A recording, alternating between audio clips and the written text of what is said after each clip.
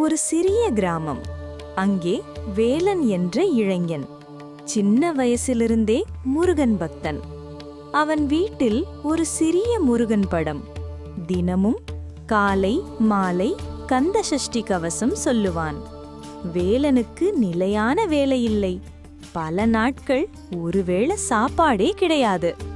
ஆனாலும் முருகனை குறை சொல்லவில்லை. நீ இருப்பது போதும் முருகா என்று வீட்டிற்கு சென்றான். ஒரு நாள் ஒருவர் வேலனிடம் வந்தார். மகனே, ரொம்ப பசிக்கிறது. வேலனிடம் இருந்தது ஒரே ஒரு இட்லி.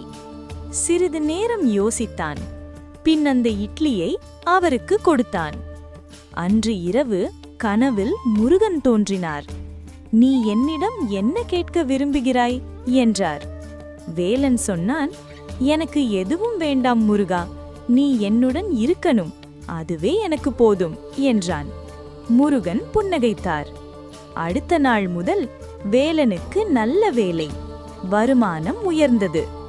ஆனாலும் அவன் பக்தி மாறவில்லை. எதிர்பார்ப்பில்லாத பக்திதான் உயர்ந்த பக்தி.